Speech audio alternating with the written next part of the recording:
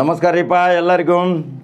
Number 1 channel ಮುಖಾಂತರ ನಿಮಗೆ ಆತ್ಮೀಯವಾಗಿ ಸ್ವಾಗತ ಬಯಸ್ತೇನೆ ನೋಡ್ರಿ. ಈಗ ನಾವು ಎಲ್ಲಿ ಹೊಂಟನಂದ್ರೆ ಕರ್ನಾಟಕ ರಾಜ್ಯದ ದೊಡ್ಡ ಮಹಾನಗರ ಅಂದ್ರೆ ಹುಬ್ಬಳ್ಳಿ ಧಾರವಾಡ. ಹುಬ್ಬಳ್ಳಿಯಾಗ ನಿನ್ನೆ ಆಗಿದ್ದ ಘಟನೆ ಬಗ್ಗೆ ನೈಜ ಸ್ವರೂಪ ನಿಮಗೆ ಸುದ್ದಿ ಬೇಕು ಹೌದಲ್ರಿ? ಹಾಗಾದ್ರೆ ನಂಬರ್ 1 ಚಾನಲ್ ಫಾಲೋ ಮಾಡೋದು ಹೋಗ್ರಿ. ಅಲ್ಲಿಯ ನಿಜಾಂಶ ಮತ್ತು ಜ್ವಲಂತ ಏನಾಯ್ತು ಘಟನೆ, ಹಕ್ಕಿಕತ್ ಏನಾಯ್ತು ಅದನ್ನು ತೋರ್ಸಾಕ ಬಂದೇನಿ. ಯಾಕಂದ್ರೆ ಹುಬ್ಬಳ್ಳಿ ಧಾರವಾಡ ಮಹಾನಗರ ಜನತೆ ಎಷ್ಟೋ ವರ್ಷಗಳಿಂದ ಶಾಂತ ಚಿತ್ತರಾಗಿ ಸೌಹಾರ್ದತೆ ಮೆರೆದವರು. ಹಿಂದೂ ಮುಸ್ಲಿಮನ್ನು 10 ವರ್ಷದ ಹಿಂದುಗಳೇ ಏನೋ ಭಾಳ ಘಟನೆಗಳು ಆಗ್ತಿದ್ವು. ಆದರೆ ಅದನ್ನೆಲ್ಲ ಮರೆತ ತಮ್ಮ ದೈನಂದಿನ ವ್ಯಾಪಾರ ಮಾಡ್ಕೋತ ಜೀವನ ಮಾಡ್ಕೋತ ಇವತ್ತು ಶಾಂತಿ ಸೌಹಾರ್ದತೆ ನೆಮ್ಮದಿಯ ಸಂಕೇತ ಅಂಥೇಳಿ ಹುಬ್ಬಳ್ಳಿ ಧಾರವಾಡ ಮಹಾನಗರ ಜನತೆ ಭಾಳ ನೆಮ್ಮದಿಯಿಂದ ಬದುಕಾಕತ್ತಿದ್ರಿ. ಅದರಾಗ ಒಬ್ಬ ಕಿಡಿಗೇಡಿ ಒಂದು ಪೋಸ್ಟ್ ಮಾಡ್ತಾನೆ ಒಂದು ಧರ್ಮದ ವಿರುದ್ಧ. ಆ ಒಂದು ಕಿಡಿ ಇವತ್ತು ಜನರನ್ನು ರೊಚ್ಚಿಗೆದ್ದು ಏನೇನೋ ಅನಾಹುತಗಳನ್ನು ಮಾಡಿ ಪೊಲೀಸ್ ಠಾಣೆಗಳ ಮೇಲೆ ಕಲ್ಲು ತೂರಾಟ, ಮಸೀದಿ ಮಂದಿರಗಳ ಮೇಲೆ ಕಲ್ಲು ತೂರಾಟ ಅಂದ್ರೆ ನಿಮಗೆ ದೇವರದ ಭಯ ಇಲ್ಲೇನ್ರಿ? ಆ ಕಿಡಿಗೇಡಿ ಮಾಡಿದ್ದು ಒಂದು ಪೋಸ್ಟ್, ತಕ್ಷಣ ಅವನು ಬಂದೇಶಿ ತಕ್ಷಣ ಅವನ ಮೇಲೆ ಎನ್ಕ್ವೈರಿ ಮಾಡಿ ಅವನಿಗೇನಾದರೂ ಶಿಕ್ಷೆ ಕೊಡಿಸೋದು ಬಿಟ್ಟು ಸೌಹಾರ್ದತೆಯಿಂದ ಎಲ್ಲರೂ ಕೂಡಿ ಒಂದು ಸಮನ್ವಯ ಸಮಿತಿ ಮಾಡ್ಕೊಂಡ ಎಲ್ಲರೂ ಹೋಗಿ ಒಂದು ವಿನಂತಿ ಮಾಡ್ತಿದ್ರಂದ್ರೆ ಇದಕ್ಕೊಂದು ಇತಿಶ್ರೀ ಹಾಡಬಹುದಿತ್ತು. ಆದರೆ ಅಲ್ಲೇನು ಮಾಡಿರಿ, ಹೊರಗಿನ ಜನ ಬಂದು ಎಲ್ಲಿಂದ ಕಲ್ಲುಗಳು ತೊಗೊಂಬಂದು ಬಡಿಗೆಗಳು ತೊಗೊಂಬಂದು ಪೊಲೀಸ್ ಠಾಣೆ ಮೇಲೆ ಅಟ್ಯಾಕ್ ಮಾಡ್ತೀರಿ, ಮಂದಿರಗಳ ಮೇಲೆ ಅಟ್ಯಾಕ್ ಮಾಡ್ತೀರಿ, ಮಸೀದಿಗಳ ಮೇಲೆ ಅಟ್ಯಾಕ್ ಮಾಡ್ತೀರಿ. ಅಂದ್ರೆ ನಿಮಗೆ ಮಾನವೀಯತೆಯ ಸಾಕಾರ ಮೂರ್ತಿ ಅನ್ನೋರು ಹೇಳೋರು ಕೇಳೋರು ಇಲ್ಲಾಗೈತಿ. ಇಂಥ ಗಲಭೆಗಳನ್ನು ಮಾಡಿ ರಂಜಾನ್ ಹಬ್ಬ ಮತ್ತು ಯುಗಾದಿ ಎಷ್ಟೊಂದು ಸೌಹಾರ್ದತೆಯಿಂದ ಹಿಂದೂ ಮುಸ್ಲಿಮ್ ಏನಲ್ಲಿ ಆಚರಣೆ ಮಾಡಾಕತ್ತಿದ್ರು ಅದನ್ನು ನೋಡೋಕ್ಕಾಗಲಿಲ್ಲನ್ರಿ ಕಿಡಿಗೇಡಿಗಳಿಗೆ. ರಂಜಾನ್ ಹಬ್ಬದಾಗ ನೋಡ್ರಿ ಹುಬ್ಬಳ್ಳಿ ರಂಗಿನ ಲೈಟಿಂಗ್ದಾಗ ರಾತ್ರಿ ಹಗಲಿ ವ್ಯಾಪಾರ ನಡೀತೈತಿ. ಲಕ್ಷಾಂತರ ಕೋಟ್ಯಾಂತರ ರೂಪಾಯಿ ವ್ಯಾಪಾರ. ಇಡೀ ಕರ್ನಾಟಕದ ಜನತೆ ಹುಬ್ಬಳ್ಳಿಗೆ ಬರ್ತೈತಿ ವ್ಯಾಪಾರ ಮಾಡೋಕೆ ಮತ್ತು ಊಟದ ರುಚಿ ನೋಡೋಕೆ ಬರ್ತಾರೆ. ಈ ಯುಗಾದಿದಾಗ ಅನೇಕ ಮಹಾನ್ ವ್ಯಕ್ತಿಗಳು, ಅನೇಕ ಹಿಂದೂ ಬಾಂಧವರು ತಮ್ಮ ಬೆಲೆ ಬಾಳುವ ರೇಷ್ಮೆ ಸೀರೆಗಳನ್ನು ಯುಗಾದಿ ಹಬ್ಬಕ್ಕೆ ಖರೀದಿ ಮಾಡಲಕ್ಕ ಮುಸಲ್ಮಾನರ ಅಂಗಡಿಗೆ ಹೋಗ್ತಾರೆ. ಇದೇ ಮುಸಲ್ಮಾನರ ಅವ್ರ ಅಂಗಡಿಗಳಿಗೆ ಹೋಗಿ ಒಂದು ಸೌಹಾರ್ದತೆ ಮೆರೆಯುವಂಥ ಹುಬ್ಬಳ್ಳಿ ಧಾರವಾಡ ಎಂಥ ಮಹಾನ್ ರೀ.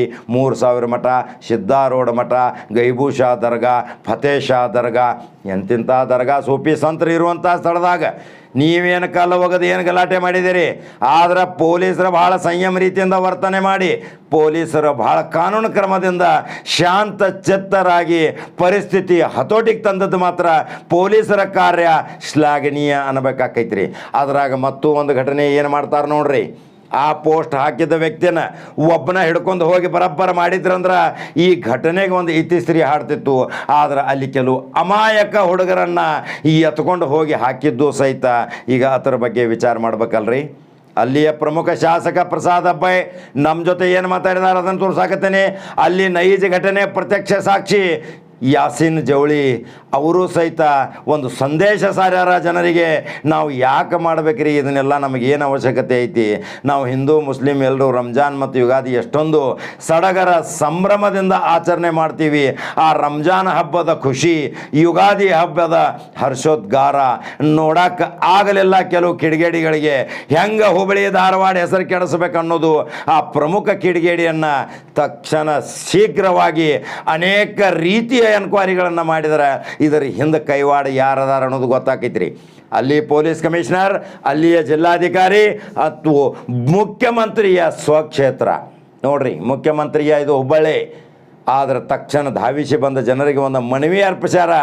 ಆ ಶಾಂತತೆಯಿಂದ ಈಗ ಹುಬ್ಬಳ್ಳಿ ಧಾರವಾಡ ಬೂದಿ ಮುಚ್ಚಿದ ಕೆಂಡದಂತೆ ಇನ್ನೂ ಒಂದು ರೋಚಕ ಸ್ಥಿತಿಯಲ್ಲಿ ಐತ್ರಿ. ಆದರೆ ಅಲ್ಲಿಯ ಮಹಾನುಭಾವರು, ಅಲ್ಲಿಯ ಅಂಜುಮನ್ ಇಸ್ಲಾಂ ಸಂಸ್ಥೆಯ ನೇತೃತ್ವ ವಹಿಸಿದಂಥ ಧುರೀಣರು, ಹಿಂದೂ ಬಾಂಧವರು ಎಲ್ಲರೂ ಕೂಡಿ ಒಂದೇ ವೇದಿಕೆ ಮೇಲೆ ಇದಕ್ಕೊಂದು ಪರಿಹಾರ ಕಂಡು ಹಿಡಿಯಕ್ಕೆ ಬರ್ತೈತಲ್ರಿ.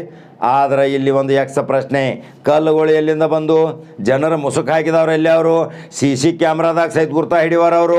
ಅಂದ್ರೆ ಎಲ್ಲೆಲ್ಲಿಂದೋ ಬಂದ ಹುಬ್ಬಳ್ಳಿ ಧಾರವಾಡ ನಗರ ಹುಬ್ಬಳ್ಳಿ ಆ ಪೊಲೀಸ್ ಠಾಣೆ ವ್ಯಾಪ್ತಿಯಲ್ಲಿ ವಾಸಿಸುವಂಥ ಜನರಿಗೆ ಏನಾದರೂ ತೊಂದರೆ ಮಾಡಿ ಆಹಾಕಾರ ಮಾಡುವಂಥ ಇದು ರಂಜಾನ್ ಯುಗಾದಿ ಬಾಂಧವ್ಯ ಕೆಡಿಸೋ ಸಲುವಾಗಿ ಒಂದು ಮಹಾ ಹುನ್ನಾರ.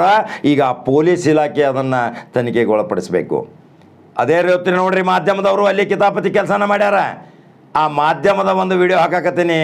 ಏನು ಅವಶ್ಯಕತೆ ಇತ್ತು ಈ ಮಾಧ್ಯಮದವನಿಗೆ ಅಲ್ಲಿ ಹೋಗಿ ಒಂದೇ ಕೋಮಿನ ಪರವಾಗಿ ಮಾತನಾಡಿ ಅಲ್ಲಿ ಮತ್ತೆ ಬೆಂಕಿ ಹಚ್ಚುವಂಥ ಕೆಲಸ ಮಾಡುವುದು ಇದು ನಿಷೇಧ ಮಾಡ್ಬೇಕಲ್ರಿ. ಪೊಲೀಸ್ ಇಲಾಖೆ ಇದರ ಬಗ್ಗೆ ಭಾಳ ಕೂಲಂಕುಷವಾಗಿ ತನಿಖೆ ಮಾಡಬೇಕು. ನೈಜ ಸ್ಥಿತಿ ಪೊಲೀಸರಿಗೆ ಗೊತ್ತಿದೆ, ನೈಜ ಸ್ಥಿತಿ ಇಂಟೆಲಿಜೆನ್ಸ್ನವ್ರಿಗೆ ಗೊತ್ತಿದೆ, ನೈಜ ಸ್ಥಿತಿ ಇವತ್ತು ಆಧುನಿಕ ತಂತ್ರಜ್ಞಾನದ CC ಕ್ಯಾಮ್ರಾಗಳಲ್ಲಿ ಗೊತ್ತಿದೆ. ಆದರೂ ಇವನು ಕೈಯಲ್ಲಿ ಕಲ್ಲುಗಳನ್ನು ಹಿಡಿದು ಬೆಂಕಿಯ ರೂಪದಲ್ಲಿ, ಜ್ವಾಲೆಯ ರೂಪದಲ್ಲಿ ಪ್ರಚೋದನಾತ್ಮಕ ಒಂದು ಅದೇ ವಿಡಿಯೋಗಳನ್ನು ಪದೇ ಪದೇ ಹಾಕಿ ರುಬ್ಬು ಕೆಲಸ ಮಾಡಿದರೆ ಜನ ಏನು ಹುಚ್ಚಿರದಾರನ್ರಿ. ಅಲ್ಲಿ ಹಿಂದೂ ಮುಸ್ಲಿಮರು ಒಂದಾಗಿ ಐಕ್ಯತೆ ಆಗಿ ಕೈ ಜೋಡಿಸುವಾಗ ಈ ಕಿತಾಪತಿ ಕೆಲಸ ಏನು? ಇದರ ಬಗ್ಗೆ ಪೊಲೀಸ್ ಕಮಿಷನರ್ ಮತ್ತು ಅಲ್ಲಿಯ ಶಾಸಕ, ಸಮನ್ವಯ ಸಮಿತಿ, ಮುಸಲ್ಮಾನ ಧುರೀಣರು, ಹಿಂದೂ ಧುರೀಣರು ಎಲ್ಲರೂ ಕೂಡಿ ಹುಬ್ಬಳ್ಳಿ ನಗರಕ್ಕೆ ಹಚ್ಚಿದ ಕಲಂಕವನ್ನು ತಕ್ಷಣ ನಿವಾರಣೆ ಮಾಡಬೇಕು. ಇಲ್ದಿದ್ರೆ ಈ ಸೌಹಾರ್ದತೆಗೆ ಧಕ್ಕೆ ಬಂದ್ರೆ 10 ವರ್ಷದ ಹಿಂದಿನ ಘಟನೆಗಳು ಮರುಕಳಿಸಿದರೆ ಹುಬ್ಬಳ್ಳಿ ಹೋಗಾಕ ಅನಿಸ್ತಿರ್ರಿ ಮಂದಿ. ಯಾವಾಗ ನೋಡ್ರಿ ಅಪ್ಪ ಹಿಂದೂ ಮುಸ್ಲಿಂ ಜಗಳಲ್ಲಿ ಎಲ್ಲಿ ಸಿಕ್ಕೊಂದು ಸಾಯುನು ಬಿಡ ಅಂತೇಳಿ, ಆದರೆ ನಿರ್ಬಿಡಿಯಾಗಿ ತಿರುಗಾಡಕತ್ತೀರಿ 10 ವರ್ಷದಿಂದ. ಪೊಲೀಸ್ ಇಲಾಖೆ ಭಾಳ ಚಲೋ ಕೆಲಸ ಮಾಡೈತಿ. ಪೊಲೀಸ್ ಕಮಿಷನರ್ ಎಷ್ಟು ಚಂದ ಕೆಲಸ ಮಾಡ್ಯಾನ ಓಡಾಡಲ್ಲಿ. ಆದ್ರೆ ಪೊಲೀಸರು ಹೊರಗಿನ ಪೊಲೀಸರು ತರಿಸುವಂಥ ಪರಿಸ್ಥಿತಿ ಬತ್ತು. ಯಾಕಂದ್ರೆ ಸಾವಿರಾರು ಕಾಣದ ಕೈವಾಡ ಪುರುಷ ಜನರು ಅಲ್ಲಿ ಹತೋಟಿ ತಪ್ಪಿದಂಗೆ ಕಲ್ಲು ತೂರಾಡ್ದಾಗ ತೊಡಗಿದಾಗ ಪೊಲೀಸರು ಸಹಿತ ಗಾಯ ಆದರು. ಪೊಲೀಸರ ಜೊತೆ ವೈರತ್ವ ಮಾಡ್ಕೋತೀರಿ ಅಂದ್ರೆ ಇನ್ನು ಮುಂದೆ ನಿಮಗೆ ಯಾರು ಶಾಪ ಕೊಡ್ಬೇಕ್ರಿ? ರಂಜಾನ್ ಶಾಪ ಕೊಡಬೇಕು. ಹಬ್ಬದ ಪವಿತ್ರ ದಿನ ಏನು ಯುಗಾದಿಯ ಪವಿತ್ರ ದಿನ.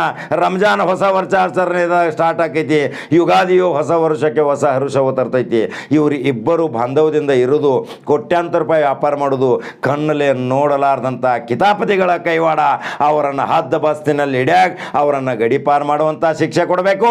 ಅಮಾಯಕ ಯುವಕರನ್ನು ಅವರನ್ನು ಎನ್ಕ್ವೈರಿ ಮಾಡಿ ತಕ್ಷಣ ಬಿಡುಗಡೆ ಮಾಡುವಂಥ ಕಾರ್ಯ ಅಲ್ಲಿ ಹುಬ್ಬಳ್ಳಿ ಪೊಲೀಸರು, ಹುಬ್ಬಳ್ಳಿಯ ರಾಜಕೀಯ ಧುರೀಣರು ಮಾಡ್ತಾರನ್ನೋದೇ ನಂಬರ್ 1 ಚಾನಲ್ ಆಶಯ ವೀಕ್ಷಕರೇ. ಇದು ನೈಜ ಘಟನೆ, ಕಿಡಿಗೇಡಿಯ ಘಟನೆ. ಆ ಕಿಡಿಗೇಡಿ ಯಾರು ಅನ್ನೋದು ಈಗಾಗಲೇ ಅರೆಸ್ಟ್ ಆಗಿದ್ದಾನೆ. ಆದರೆ ಅದೇ ಮುಸಲ್ಮಾನ್ ಇರ್ತಿದ್ದ, ಇವತ್ತು ಯಾವ ಜ್ವಾಲೆ ಅಲ್ಲಿ ಹರಡ್ತಿತ್ತು ನೋಡಿ. ಕೊಲ್ಲುವವನಿಗಿಂತ ಕಾಯುವವನ ಮೇಲೂ ಯಾವನೇ ತಪ್ಪು ಮಾಡಿದಂಥ ಈ ಪರಿಸ್ಥಿತಿಯಲ್ಲಿ ಒಂದು ಸ್ವಾಮೀಜಿಯವರು, ಸಂತೋಷ ಗುರೂಜಿಯವರು ಒಂದು ವಾಕ್ಯವನ್ನು ಹೇಳಿದ್ದಾರೆ. ಆ ಸಂತೋಷ ಗುರೂಜಿಯ ವಾಕ್ಯವನ್ನು ಈ ದೃಶ್ಯದಲ್ಲಿ ನನಗೆ ಹಾಕಲಿಕ್ಕೆ ತುಂಬ ಹೆಮ್ಮೆ ಅನ್ನಿಸ್ತಾ ಇದೆ. ಅದನ್ನು ಹಾಕಾಕತ್ತನ್ನು ನೋಡ್ರಿ. ಹಾಗಾದ್ರೆ ಹುಬ್ಬಳ್ಳಿಯವರ ಈ ವಿಡಿಯೋ ಲೈಕ್ ಮಾಡಿರಿ, ಶೇರ್ ಮಾಡಿರಿ. ಸಮನ್ವತೆಯ ದಾರಿಯಿಂದ ಸಾಗ್ರಿ. ಶಾಂತ ರೀತಿಯಿಂದ ಪೊಲೀಸರ ಜೊತೆ ಸೌಹಾರ್ದತೆಯಿಂದ ವರ್ತನೆ ಮಾಡಿ. ಯಾವುದೇ ಅಹಿತಕರ ಘಟನೆ ಮಾಡದಂತೆ ನೀವು ರಂಜಾನ್ ಮತ್ತು ಯುಗಾದಿ ಆಚರಣೆ ಮಾಡಿದರೆ ಮಾತ್ರ ನಿಮಗೆ ಅಲ್ಲ ಪರಮಾತ್ಮ ನಿಮಗೆ ಸ್ವರ್ಗದ ದಾರಿ ತೋರಿಸ್ತಾನ.